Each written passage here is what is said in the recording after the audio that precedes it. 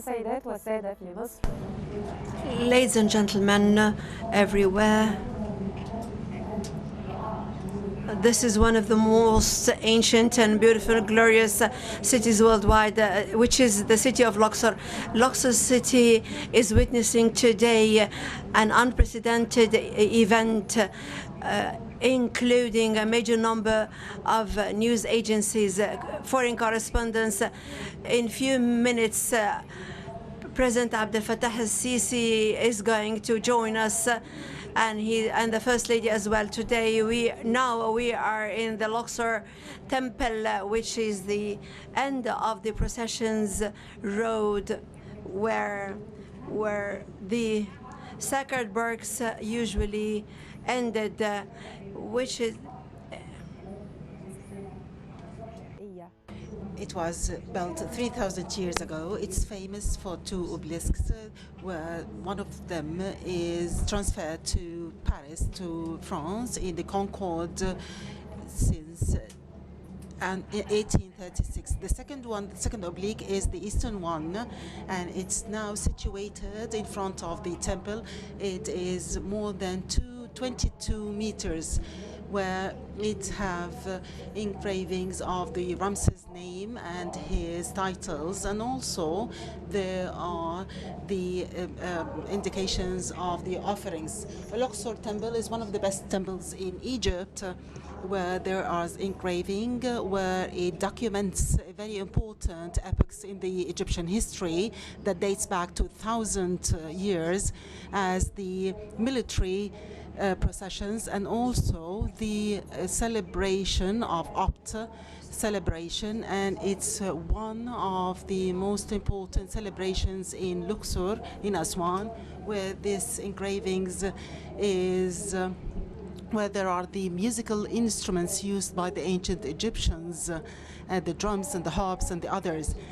The Opet celebration, which is celebrated today inside Luxor, is what we'll witness today. No city in the whole world has all these touristic sites that are documented in the history as Luxor, where there is a valley for the kings, where they document the history of the world, as the Western Bank in Luxor, were 64 tombs for 28 tombs of kings and queens, Hatshepsut, Queen, and Sawsret. This site is for Thutmose I, where it was situated as a place apart from the thieves, away from the thieves. So the Valley of the Kings, where all the modern dynasty, the 18th to the 20th dynasty, were the tombs, the very important tombs.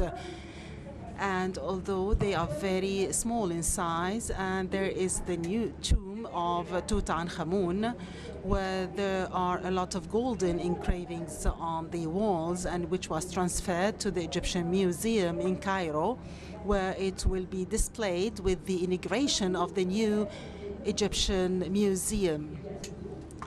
The ancient Egyptians, they believe in death, where they believe that they will take the boat to the afterlife.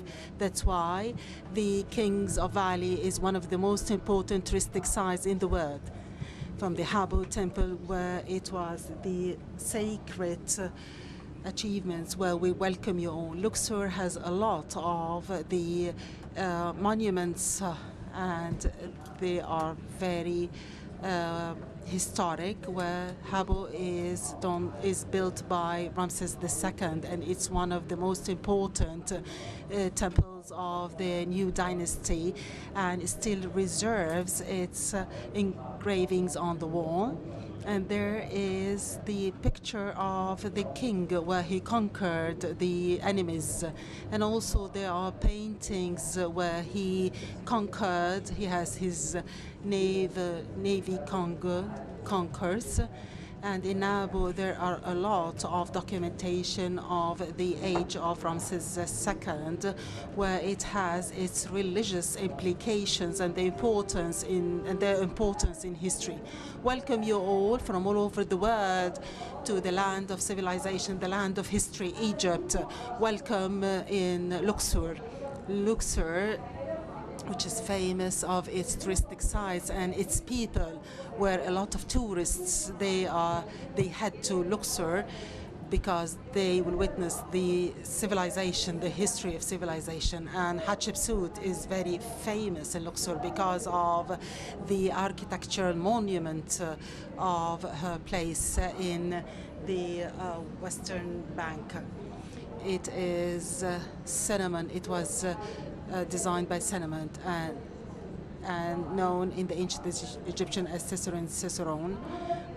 This temple witnessed the importance of women's status and how she can rule the world and the country.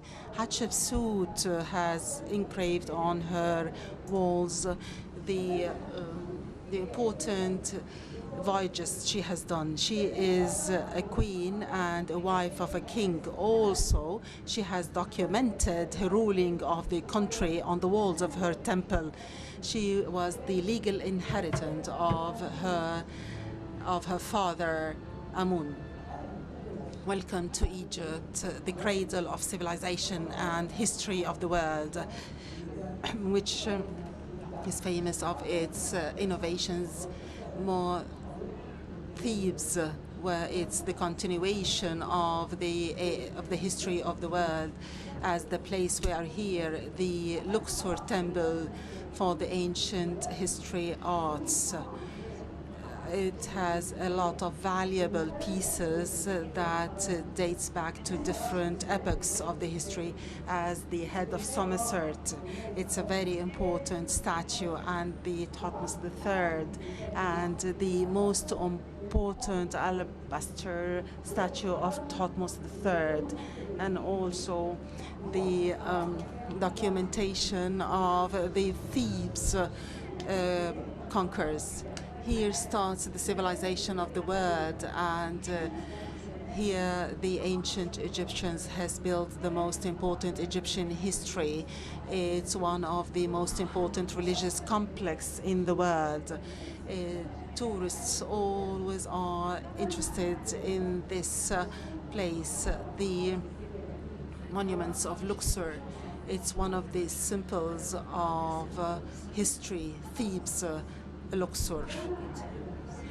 The Karnak temple is started with the Amun statue that was built in the Middle Dynasty in the epoch of Somerset I, and it continued till the Roman era, where more than 30 Egyptian kings has contributed to the building of this temple, where they documented part of this history until it ended with a religious complex which contains a lot of temples that represents different kings of the ancient history.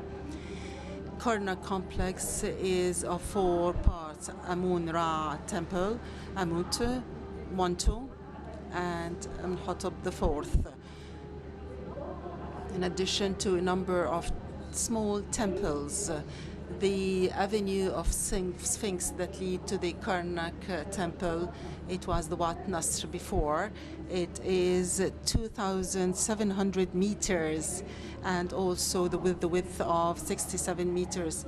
And it has more than 1,000 statues of Ra and human as a symbol of the sacred road, where we celebrate today the uncover of this road of the avenue of Sphinx and open to visits.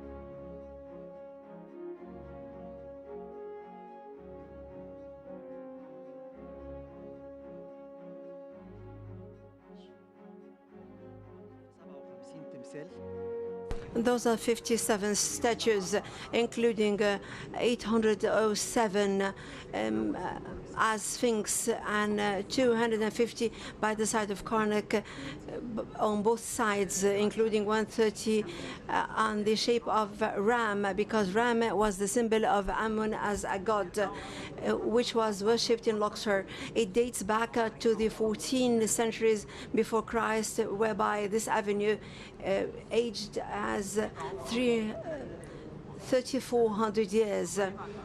After that, King Nectanebo I from the 30th dynasty, who shaped the statues at the shape of a human being. We found out 1/3 of the statues. However, excavations are still ongoing, and today we are launching the project of unearthing and uncovering the Avenue of Sphinx. If you look at the images, this is the initiation of unearthing the avenue. The first statue was found in the western side in 1948. Since then, excavations keep on going and stopping and then resuming. However, all of the staff members were Egyptians. However, the major part of the work was between 2004 to 2017, and the state actually launched a project in order to unearth the avenue, and according to your own directives, we resumed the avenue excavation. This will be an added value, and that's why we can call Luxor as an open-air museum. This avenue connects between the Karnak and the Luxor. The Karnak is a complex of temples, and here is Luxor Temple.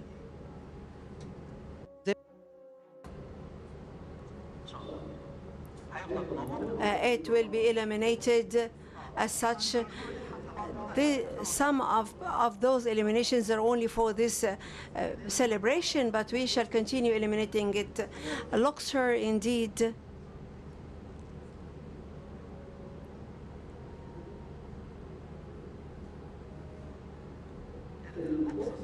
Luxor, indeed, is a city registered on the International Heritage since 1978. Luxor encompasses the largest complex of monuments worldwide on both sides, eastern and western, diversified monuments. However, in this event, we want to promote Luxor as a monumental destination as well as other aspects. We have a complete international coverage, media coverage. Luxor served as the capital of the 4th region of the Upper Egypt. Usually, our ancestors ranked the cities from south to the north, because the south is the opening of the Nile. Therefore, Luxor was the capital of the city since 4,000 years ago, and it served as the capital of Egypt. This is where they launched the liberation battle against the Hyksos. The temple carries the name of the Luxor city, which is Luxor Temple. It looks at the Karnak. It is not horizontal to the Nile, but rather parallel to the Nile, in order to receive the procession coming from Karnak. That's why this avenue had been actually paved. When our colleagues excavated here, they found not only this avenue, but they found the potteries, and they found vineyards, pottery, irrigation systems. The whole life, integrated life, was actually symbolized here. That's why it was called the southern procession. However, the temple had been constructed in the 15th century before Christ, and mainly Amenhotep III in the 14th century, Ramses III, 13th century before Christ. However, construction never ended up or stopped here. Alexander the Great created the sanctity of the sanctities. Part of it turned into a Roman temple, is in addition to the churches that turned into, and Muslims actually built Masjid Abu al-Haddad. The temple encompassed 2 obelisks. One of them had been gifted to France. The second obelisk is still existing, that carries inscriptions for the Ramses III while giving the offerings to Amun-Ra. and the plaque inscribes the peace treaty against the Houthis.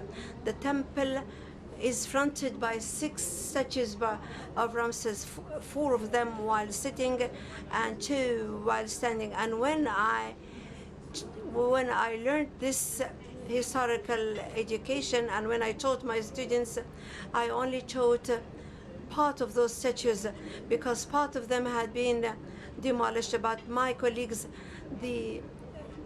conducted the necessary restorations of the statues until we have a complete facade encompassing the 6 statues of Ramses. And now we finished the avenue of the 30th dynasty, and we are entering into the Luxor temple, and we are going to enter into the 30th dynasty before Christ. Those are the banners of the flags that have been erected, and the obelisk actually carries a group of monkeys that salute the sun. We have 2 big statues of Ramses II made of granite, on right of which he has his wife. And this is the first building, and we are about to enter into the first vestibule. And this vestibule displays the beauty of the Egyptian civilization, the first of which is the 18th dynasty, and we will find Ramses II for the 19th dynasty. And those are the remains of a church on top of which the masjid or the mosque, because it had been unearthed. This masjid dates back to 800 years ago, since the Ayyubian era, and the great part of it is that the entrance is actually a pharaonic monument, and they maintained the pharaonic inscriptions. However, it had been still maintained as a masjid or a mosque. This is the 18th dynasty that included 3 chapels in order to receive the procession of the 18th dynasty. This is a vestibule of Ramses II. It's an open air that symbolizes the papyrus, because the temple was a small world. That's why they wanted always to symbolize everything that goes on life. This is a statue of Ramses II, while his right foot is in front of the left foot, symbolizing that he is still alive. And we are ending now the work of the Ramses II. After that, we come to Amenhotep from the 18th dynasty. He created this glorious line of columns, and the papyrus was the symbol of the north in the ancient Egypt. And after that, we will find the vestibule where the celebration is going to take place. All of those facades tells us about the festival of Opet. Our celebration today portrays the Opet festivation. I'm going to stop here at the secret of the Egyptian civilization, which is this scene. This scene is called as Sema Tawi. Sema is the unity. Tawi means land, which is the both territories, which is the north and south. This is the papyrus as well as the lotus, which symbolizes the unity and strength of this state. Who sits together? This is a god, symbolizing the prosperity, happy, which means the flood of the Nile, and the strength of the overflow of the Nile, which is responsible for life in Egypt. That's why they worshipped it, and they turned the flood into a god named as Happy, who creates the unity there for the Egyptian nation. In order to continue being strong as such, they need 2 elements to be always in unity, as well as the Nile and the flood. Together with me, I have my colleague Manel, one of the restorators who stood at this scavenge, and she wants to thank you. We would like to welcome you to Luxor city, which turned into a bride because of your presence here. Our effort is based on your support, which had been conveyed always by His Excellency the Prime Minister. I am one of the people of Luxor City. I'm one of the team who worked in the excavation unearthing the Avenue of Sphinx, which had been opened under your presidency. We opened many monumental destinations due to your constant support that had been conveyed by His Excellency the Prime Minister when he used to visit us here on site. And he always monitored the work on site, and he always climbed over the scaffold, and it served as a boost for us to continue working as much as possible. So we'd like to thank you very much.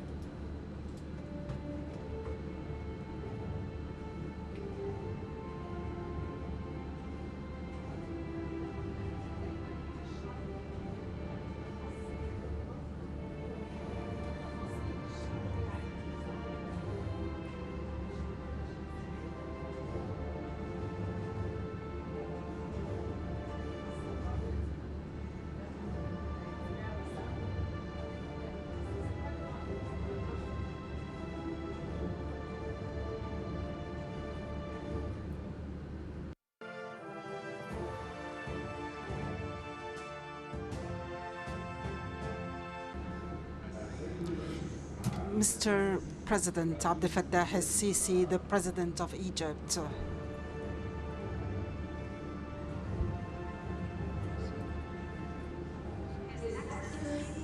His Excellency President Abdel Fattah el-Sisi, the President of Arab Republic of Egypt.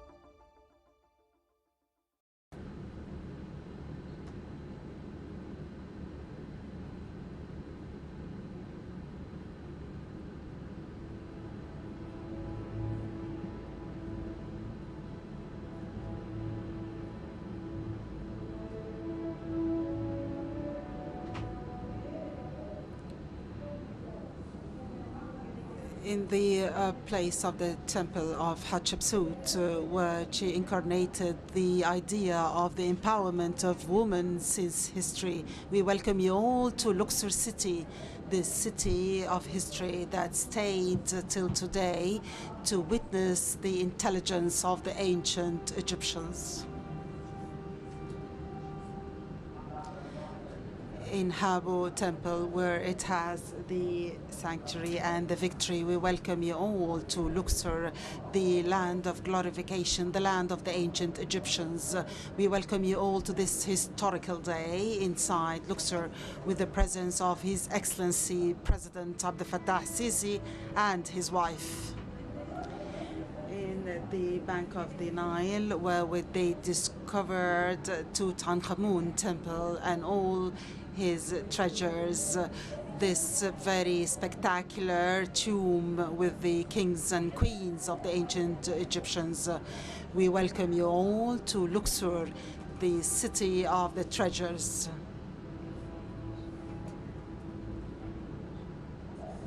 Egypt has always been the minaret of the science in the whole world. In the 1975, the Luxor inauguration of temple is welcoming the new age of peace. We welcome you all and sending a message of love from the land of peace. We would not exaggerate to say that every part in Egypt has monuments and treasures because it's the land of civilization. We welcome you to Luxor, the land of the kings and the beauty and the charm. The same way of the avenues of Sphinx and on the banks of the sacred lake, we reach the complex of Karnak temple with all its treasures of our ancestors, the ancient Egyptians. We welcome you all to Luxor, the city of history.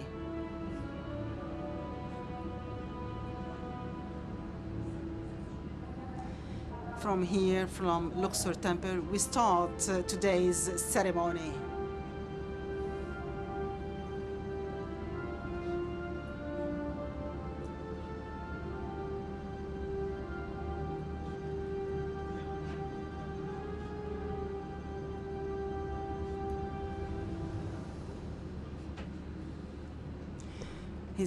Mr. President Abdel Fattah Sisi, the President of Arab Republic of Egypt, and his wife. Welcome guests and dear dignitaries. It's a great pleasure to welcome you all today to this celebration, the unique celebration of this important, very important event, not only for Egyptians, but for all the civilization lovers from all over the world, that they all now are focusing on Upper Egypt and especially to Luxor, the Thebes, the city of Thebes.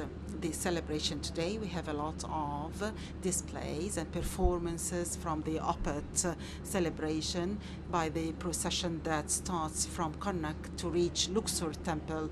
When we speak about Luxor, we literally say that it's the biggest open temple which comprises the biggest number of monuments in the world. It's called Luxor because of the many palaces it has, and it witnesses the strength of the people who constructed it. And in the columns, there is a proof that Egyptians can build the civilization where they had put a place for Egypt, which inspired us today to build and to develop, to build a new city where it provides dignity and a dignity life to all its citizens. We are proud today to speak about the beauty of our country because, yes, our country is beautiful.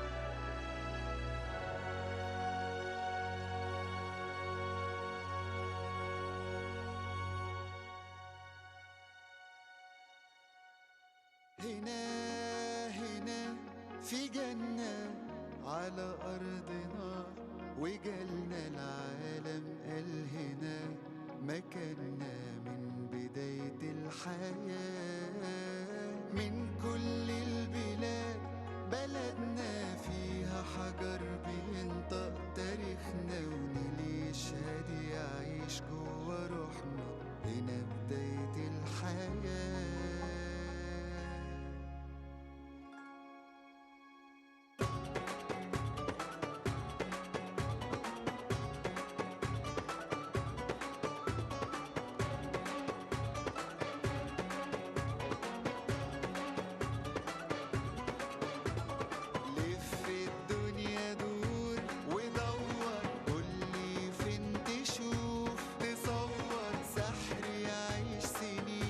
تصور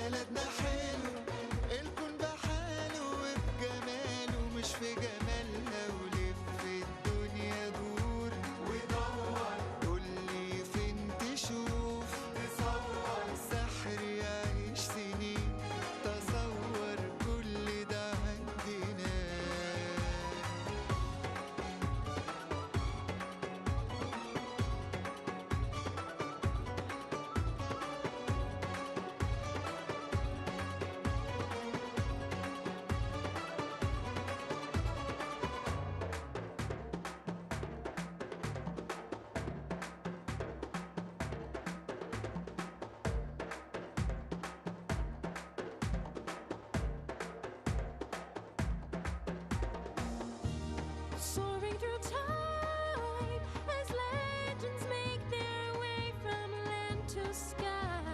On m'a parlé d'un trésor que l'on ne trouverait dans les plus beaux songes. One of its kind. Here we are as we follow those golden lights. Mais sur Luxor, j'ai posé les yeux, je vois là.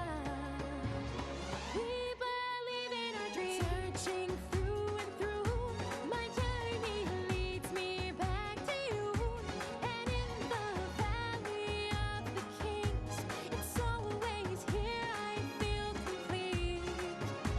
À chaque détour, je découvre ce que l'histoire signifie. Comme si les rêves pouvaient être saisis. Luxor est le berceau de la vie.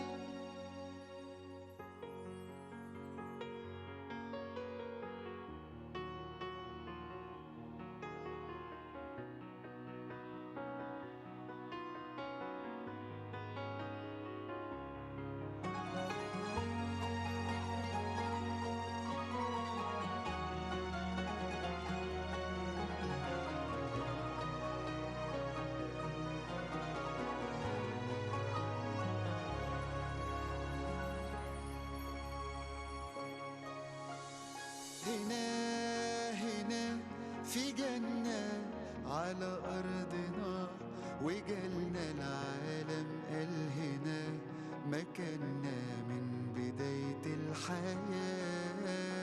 من كل البلاد بلدنا فيها حجر بينطق تاريخنا ونلي شهاد يعيش جوا روحنا هنا بداية الحياة.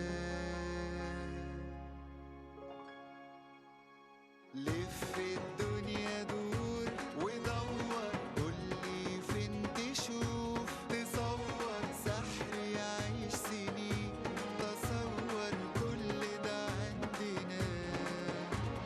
Searching through and through, my journey leads me back to you. And in the valley of the kings, it's always here I feel complete. حلوة وناسها حلوة شوفوا الجبل شوفوا الخيال وشوفوا نيلنا. حلوة بلدنا حلوة الكون بحاله وبجماله مش في جمالها. ولف الدنيا دور ودور قولي فين تشوف تصور سحر يعيش سنين تصور كل ده عندنا.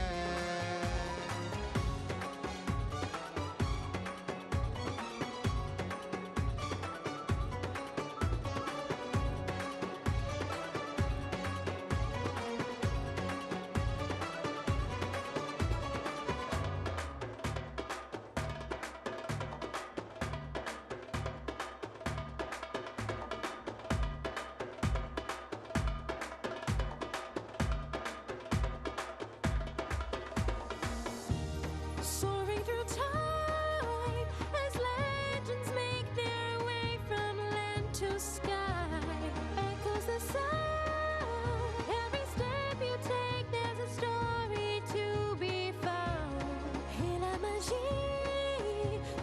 chercherai à tort dans les cieux, mais sur Luxor j'ai posé les yeux, je vois là. We believe in our dreams. لف الدنيا دور ودور قولي فين تشوف تصور سحر يعيش سنين تصور كل ده عندنا. À chaque détour, je découvre ce que l'histoire signifie, comme si les rêves pouvaient être saisis. Luxor est le berceau de la vie. حلو وناسها حلو شوفوا الجبل شوفوا الخيال وشوفوا نيلها. حلو بلدنا حلو الكون بحاله وبجماله مش في جمالها. بلدنا حلو وناسها حلو الكون بحاله وبجماله مش في جمالها. مفيش زيها مفيش.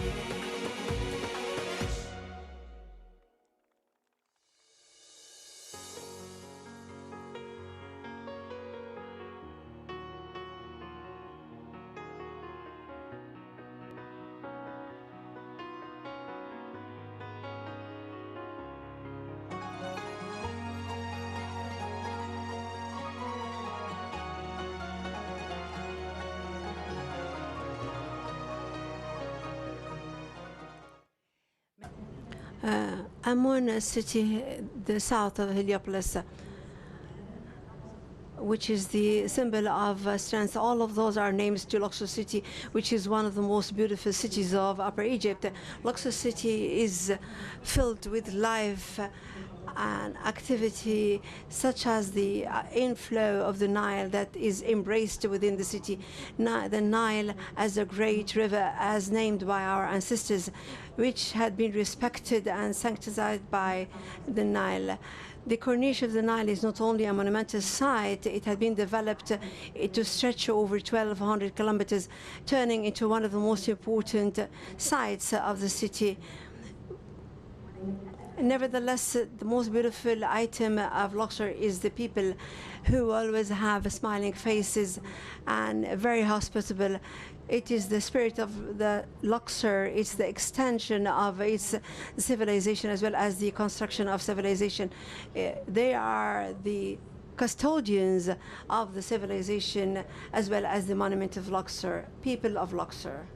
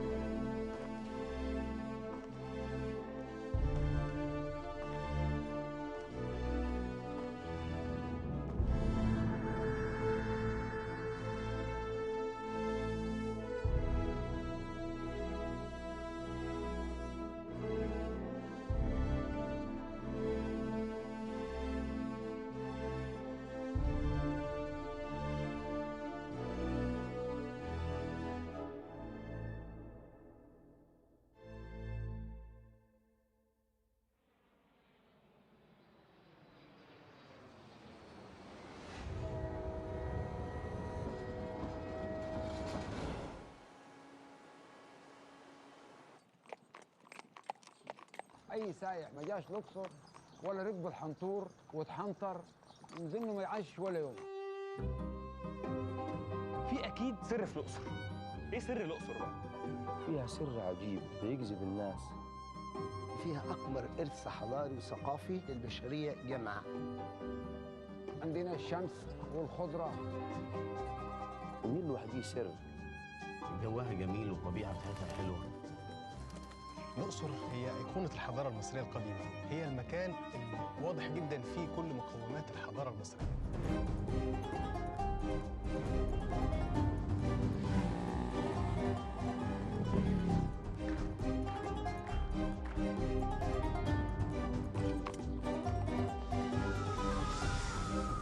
السائق لما يجي من المدينة مش عاوز يروح، ما يغسل همومه. تحسوا براحة نفسية هنا. كفايه كرم الناس أكيد احنا مش بنسميه زائر، بنسميه ضيفه. في ناس بتحس إن في طاقة جاية من الأماكن دي. روح المصري القديم اللي هي ما زالت موجودة لحد دلوقتي وبتأثر في كل حد. يعني رحلة القدماء المصريين موجودين في بتاعة لوكسور دلوقتي. فيها سر مهما أوصف فيه مش هقدر أوصل له. فده سر حقيقي، سر رباني يعني.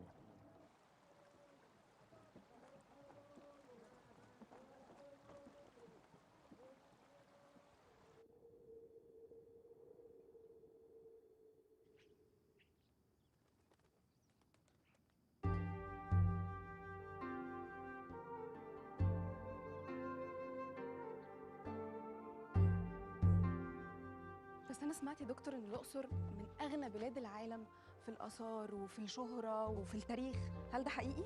عندك حق، بنتكلم على الأقصر أهم مدينة أثرية في العالم. الأقصر تعتبر موسوعة مصغرة لتاريخ وحضارة مصر. بتتميز بكميه اثار مش موجوده في اي مكان في العالم. بنتكلم على أكتر من 4000 سنة عمر تقريباً.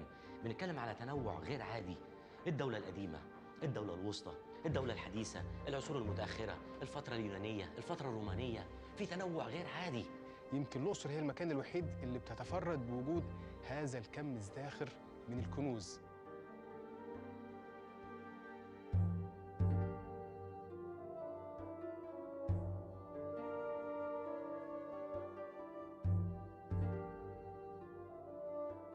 الأقصر بناها أعظم ملوك مصر اللي حكموا مصر في فترة الدولة الحديثة.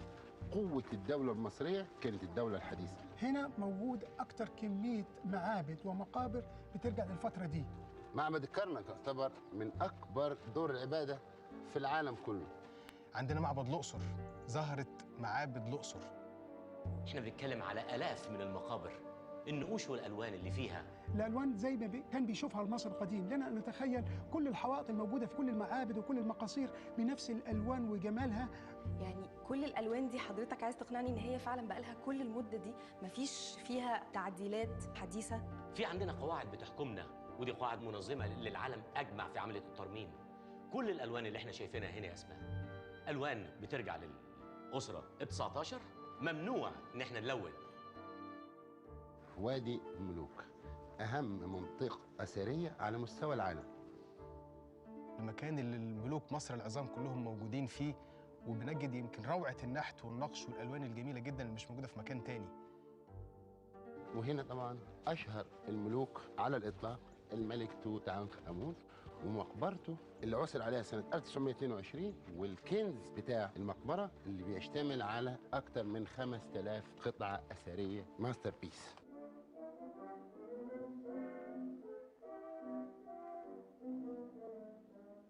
جدي ابتدى هنا سنة 1907 كمصور مصري، سايب حوالي 1940 صورة صور بالكاميرات دي.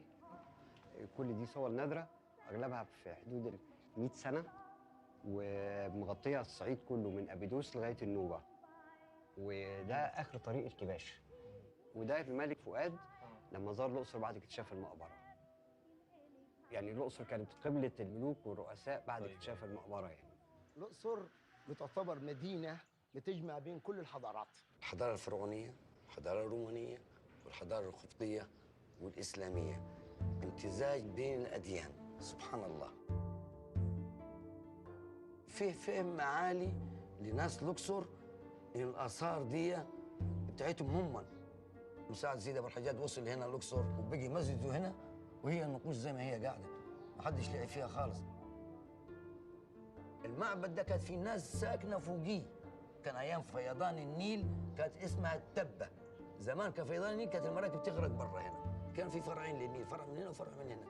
الدوره هي اللفه من الشمال وكانت ترمي الحلاوه وتلف، وكانت في مراكب تتحط على عربيات كارو ويرموها بالحبال، يمسكوها حوالي 20 راجل، 10 من هنا و10 من هنا، زي احتفال الفراعنه زمان. هي نفس الطقوس، هي موجودة عندنا في مولد أبو الحجاج 4 مراكب، ومعروف ارتباط المراكب بمراكب آمون، هم الثالوث المقدس لآمون وموت وخنسو، بالإضافة إلى المركب الرابع وهي مركب سيدي أبو الحجاج نفسه. أدي محبتي في نبيكي براكي تبحت السحار، ميمونة تمد أول إيد يا ما تكتر في التوحيد. بندعو جميع العالم انه يجي يتفرج عندنا في مصر عامه وبلدي الاقصر هنا خاصه، ان هي بتعتبر مجمع للاديان.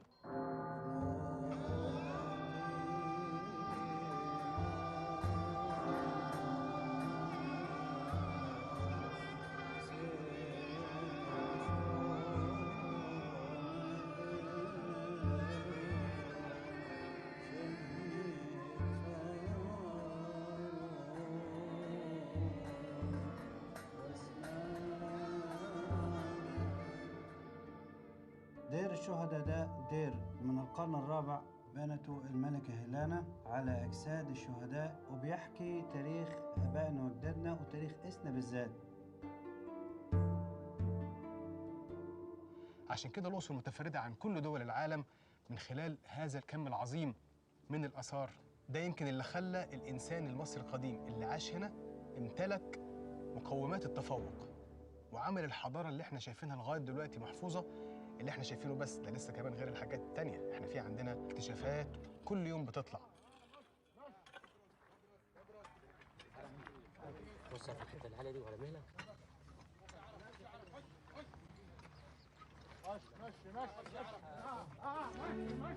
الله الصلاة على النبي عليه الصلاه والسلام.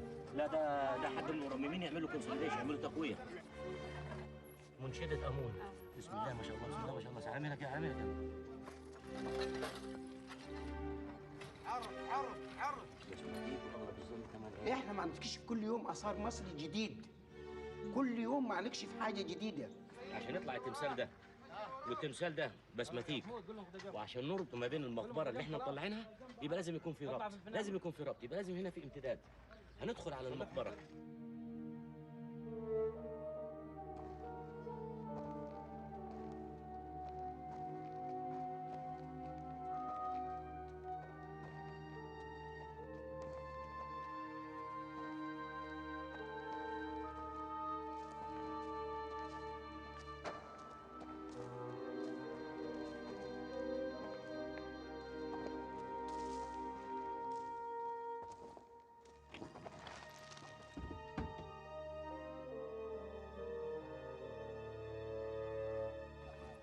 الأقصر اتغيرت تغيير تام في الفترة الأخيرة.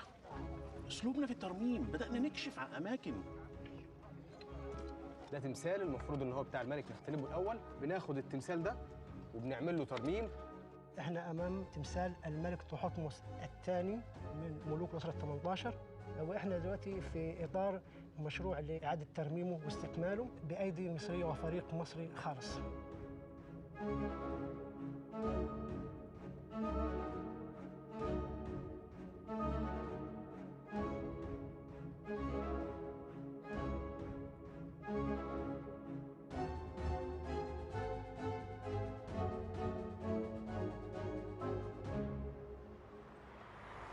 قول لي يا ريس. نعم. هو اللي خلص فرجة على الأماكن الأثرية ممكن يعمل إيه تاني هنا؟ الأقصر فيها حاجات كتير أوي ممكن تتعمل.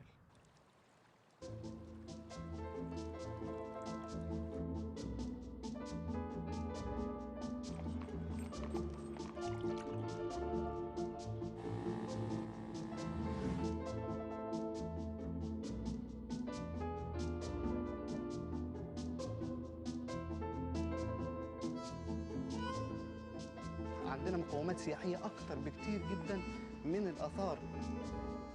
في سياحة البالون الطاير اللي هي ممكن من خلالها تقدر تكتشف الأقصر كلها بجبالها بنيلها، تطلعي الصبح بدري في الفجريه نشوف شروق الشمس.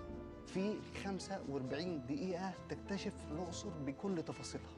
اجمل منظرين اي واحد ممكن يشوفهم هنا منظر الشروق ومنظر الغروب.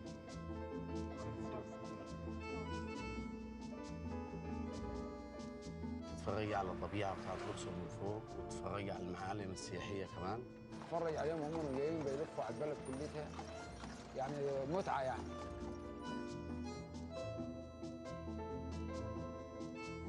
ايه ممكن تاني اعمله هنا لو جيت الاقصر؟ الأقصر الله أكبر على النيل والفسحة بالمركب الشراع الفلوكة والشاي مع الغروب. ممكن يتمشى في البلد، سوق العطارة وسوق السياحي. تقدر تحتك بالأهالي، تقدر تتعرف برضو على العادات والتقاليد اللي هم عايشين بيها وبيمارسوها لغاية دلوقتي. برضو ممكن تركب الجمل، تركب الحمار، تركب الحصان. نايل كروز برضو هنا من الأقصر أسوان، إدفو، كابومبو. في الكروزات، في الفلايك. عندنا هنا بتنطلق رحلات الذهبيات. عندنا مرسم كان بيجتذب اشهر الرسامين، كانوا بيقعدوا يرسموا بقى البيوت بتاعت الجورنة وبتاعت الغرب. في حاجات كتير تاني ممكن تتعمل، عادات وتقاليد في الاحتفالات مثلا.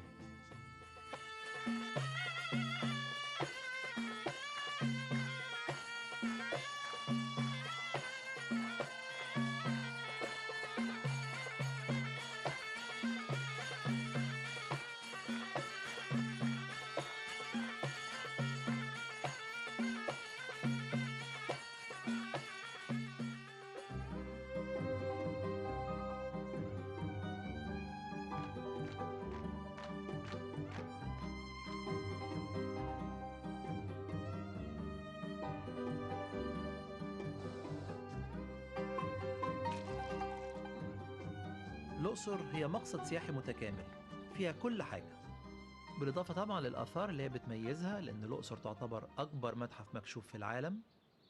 هي موقع مصري مسجل على قائمة التراث العالمي لليونسكو من سنة 1979. الأقصر فيها كل أنواع الآثار اللي ممكن تنتظرها، ولكن الأقصر مش بس آثار عظيمة، في سائحين بيجوا مرة واثنين وثلاثة في السنة، لأن الأقصر ما تتشافش في مرة ولا في مرتين ولا في ثلاثة. اتفضل. في كمان ناس كتير جدا أجانب قرروا أنهم يقيموا لفترات طويلة في هذه المنطقة السياحية الأثرية الرائعة والفريدة. كتير من الناس بعد ما تقضي حياتها كلها في ضغوط عمل وحسابات وتعقيدات وتعاملات إنسانية قد تكون صعبة، بيبحثوا دايما على العيشة في مكان هادئ آمن مع ناس طيبة بسيطة محبة للحياة، وسط حضارة ثرية، وسط طبيعة خلابة، وسط شمس زي اللي احنا موجودين فيها في الشتاء، بعيد عن الجو البرد القارس في دول أخرى. ربنا ادانا نعمة كبيرة قوي، ادانا شواطئ، ادانا شمس، ادانا جو حلو، ادانا ناس طيبة، واجدادنا سابوا لنا حضارة تميزنا عن أي دولة تانية في العالم. هي طول عمرها ندهت الاجانب من زمان قوي، في بقى اللي بيجي للاستشفاء، في اللي بيجي للهدوء والسكينه. انا اعرف ناس عايشه هنا شاريه بيوت وليها بال10 وال20 سنه، لدرجه ان بعض منهم بيحاول يقلد المصريين في كل حاجه، في اللبس بتاعه، في عاداته.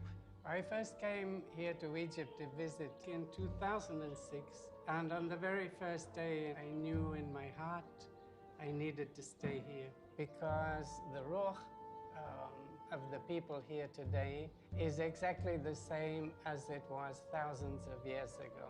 So I bought land and built this house. I designed and built it myself. This is the perfect place for me to be painting here in Luxor. انا سمعت ان انت بتتكلم عربي، ده صحيح؟ صح، انا بتكلم شويه عربي عشان بعد 15 سنين لازم بتكلم شويه. طب انت بتقضي يومك ازاي هنا؟ انا صاحي بدري عشان بحب نور الشمس، في افطار وجرجير ولبن جاموسه وحاجات زي كده، برضه لازم. When I came to Luxor 25 years ago, I had a dream, and my dream was to build a place. I think there is something magical about Luxor, especially Luxor West Bank. I can't explain it, but I can feel it. So what you have here, you can't find it anywhere else in the world. So it's so rich, it's fantastic. بلدنا جميلة جدا، بلدنا آمنة جدا، بلدنا فيها كل حاجة، وأهم حاجة المصريين الطيبين اللي فاتحين دراعتهم لكل ضيوفها من كل دول العالم.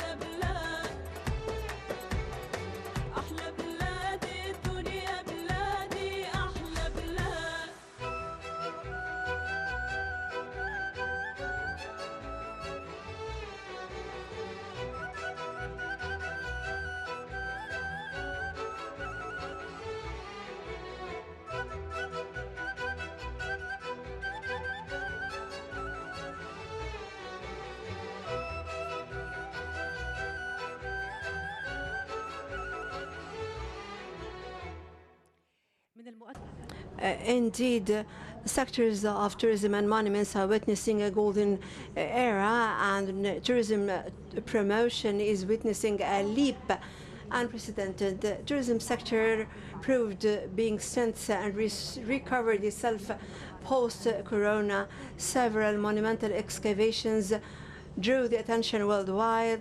Those are very sincere efforts in order to recover the monumental assets that had been taken abroad and looted abroad in order to preserve the Egyptian civilizations under the political will represented by President Abdel Fattah al-Sisi in order to preserve the history and civilizations.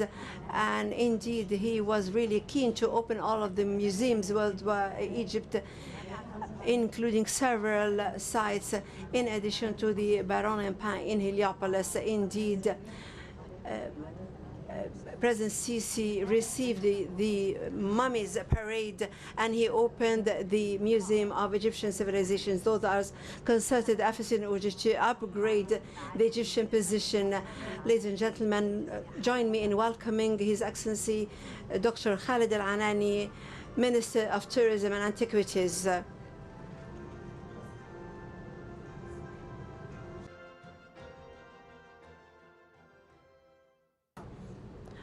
President Abdel Fattah al-Sisi, President of the Arab Republic of Egypt, First Lady, ladies and gentlemen, august participants from Egypt, and our foreign guests from more than 30 countries, tens of millions who are actually watching live this celebration due to extended media coverage. I'm really proud to stand before you from the heart of the Upper Egypt, where the Egyptian civilization had been incepted from a very old governorate, which is Luxor. It does not only encompass the Luxor city, but each and every spot of Luxor that had witnessed a major part of our unique civilization. In Luxor Temple, this is one of the icons of the city. We are standing as part of a courtyard that dates back to more than 3,400 years, dating back to 14th century BC. And it witnessed an unprecedented prosperity, very strong international ties, construction that had been unprecedented, and he actually built so many monuments, especially in Luxor, in this very spot in 1989. And a very important monumental site had been excavated. More than 20 statues for kings and gods had been actually dug here. The courtyard was actually a place for celebrations. That's why we actually chose this spot in order to hold this celebration. As part of this is the Uppet Festivals. Today we are celebrating what, and Excellency President, allow me to quote you, which is to introduce Luxor in a new robe. And indeed, if this main event to end the unveiling the avenue of Sphinx, and in this regard, I don't know who to thank. The first statue with the head of the human being had been dug in 18 March 1949 by means of an Egyptian archaeologist. And since then, and throughout 70 years, Egyptian archaeologists are pursuing this road, and I would like to commend them and salute them. This project is not strictly underground, but also overground and surface. So many buildings that had been over this road. It was very wide to open this road and connect between Luxor and Karnak, because Luxor to deserve the title of the largest open museum worldwide. So I would like to salute all of those who are responsible for Luxor since 2004. However, the project stumbled in 1211. However, by the second mid-term of 2017, because President Sisi commissioned the engineering department for the armed forces, had been commissioned to continue. The monumental efforts are going to continue throughout several years. We excavated 250 statues with the head of rams and 800 plus with the human head, because the ram-headed statues dates back to 14th century before Christ, and the statues that are bearing human heads dates back to 4th century before Christ. And we only found 1/3 of the statues. The rest of them are only the bases. But throughout the last 4 years, my peers, colleagues, restorators discovered 4 heads. Therefore, we are going to continue in this monumental effort. This celebration is not restricted only to actually announce the end of unveiling the Avenue of Sphinx. However, it has several objectives, including the optical identity project, and the design had been created by the GOC students, had been implemented by the engineering department of the armed forces under the supervision of Luxor governorate. What happened about the optical identity? It is easy for me to say what did not happen. According to the promotion movie, actually people were watching through the airplanes. They used the hantur, or the horse carriage. Also the boats are unified in terms of looking squares, streets, sites. Everything had been included into the optical identity. The second objective is to promote Luxor as a city. I don't believe in figures when they say that Egypt encompasses 1/3 or 1/8 of monuments, because I can simply say that our monuments are incomparable and we cannot actually relate it in ratio. Those are unique group on selected monuments. Praise be to Allah, we have these treasures. The new promotion strategy that had been created through an expert office told us that during the upcoming phase and post-corona, when you promote Egypt, you have to actually promote Egypt in the sense that it is a youth country, outgoing, modern through tourism activities. However, it holds very dear at heart the civilization, in addition to organizing several events, because those events is a message, sending a message to safety and security and the treasures, which will actually encourage and attract visitors. The last point, but it not the least, which is establishing and reinforcing loyalty and belonging to Egypt.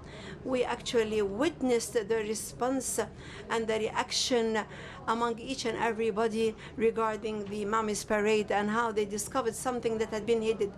The event includes several episodes. However, the next episode is part and parcel of the celebration. It's an artistic celebration that had been inspired by Opet Festival, one of the most important festivities that happened on the second month of the flood every year. And by the way, it had been titled as Ipit, and which is the title of the second month of the Coptic calendar, which is Baba. It corresponds to the old festival that had been celebrated by our ancestors. It started on the land and it returns back through the river. After that, it reversed. What's the relation between this festival and the Nile? It had been based on flood, that's why they had always returned through Nile. And we also found monuments from the 18th dynasty. We are talking about 3,400 years. The festival started in 11 days that had increased to 27 days. It continued according to the promotional movie in the Mulid of Abu al-Haggag. When they celebrated the Mulid, they carried the boats, because we are all one texture throughout thousands of years. I would like to extend my sincere thanks to His Excellency President of Egypt for supporting tourism and monuments, and support encompasses a lot of things. Personal monitoring, you actually adopted this event and you gave us directive to actually display Luxor in a totally different shape, and also being here with us represents a lot of symbols. And I would like to extend my sincere thanks to the Prime Minister for overseeing the collective work, because this work is not restricted on one single tourism. His Excellency the President visited Luxor 2 or 3 times, and he climbed over these scaffolds, and also he toured through the city, and I'd like to extend my sincere thanks.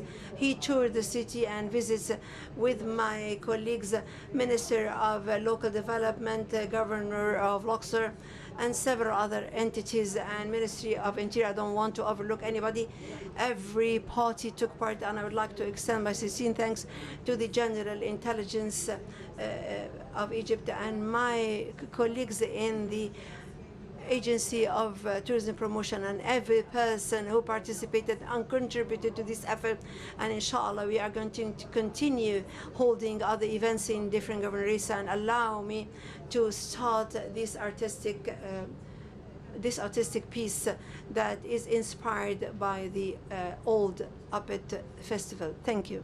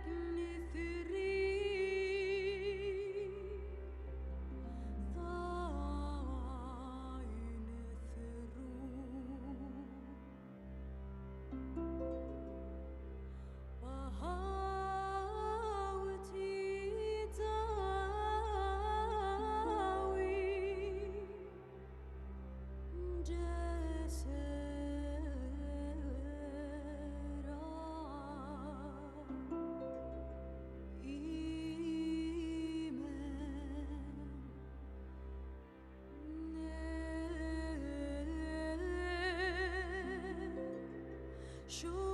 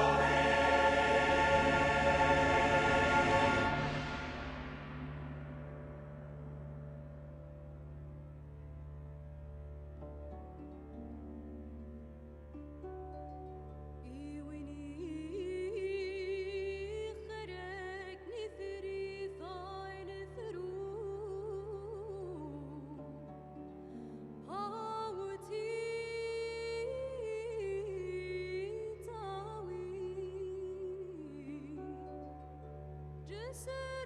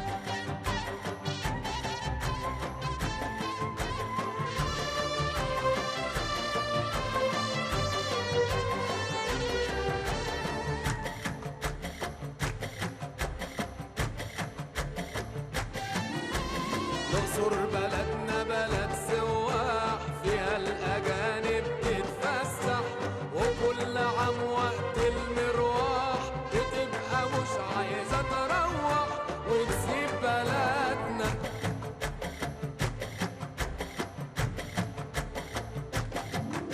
على أرضها مختار يا اسطى، دول مبسوطين آخر بسطة.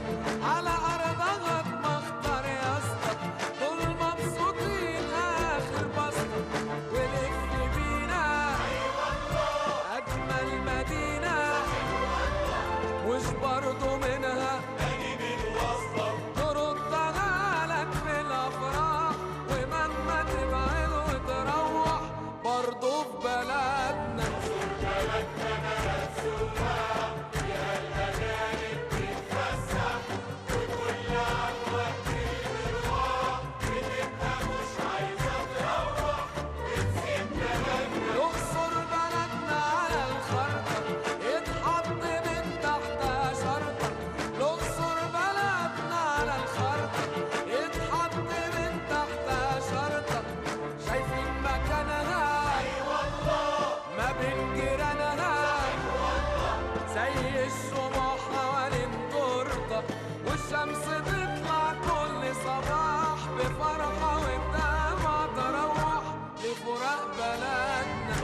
بلدنا بلد سواح، فيها الأجانب تتفسح، وكل عام وقت المروح بتبقى مش عايزة تروح وتسيب بلدنا. على أرضها مختار يا اسطى، دول مبسوطين آخر بسطة.